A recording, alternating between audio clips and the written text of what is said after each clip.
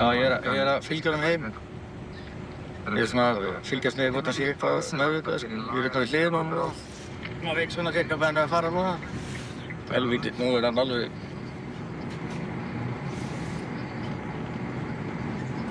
Nú ætla ég bara að veðja og sé að fara heim.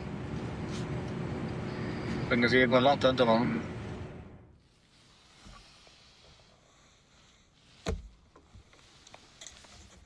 Mér finnst þetta nú dálítið svakalegt, sko. Þetta, eins og ég segi, kemur mér bara mjög á óvart, sko.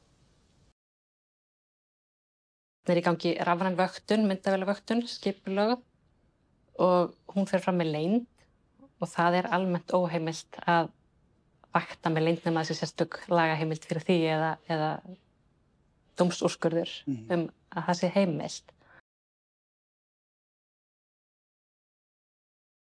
Þú veist, mín fyrstu viðbrögð eru bara áfall. Ef lögreglumaður er að gera eitthvað sem er ekki samræmilegt hans starfi, þá náttúrulega kasta það rýrð á alla lögregluna og það finnst mér sem formann Landssambands lögreglumanna ákaflega leitt og slæmt.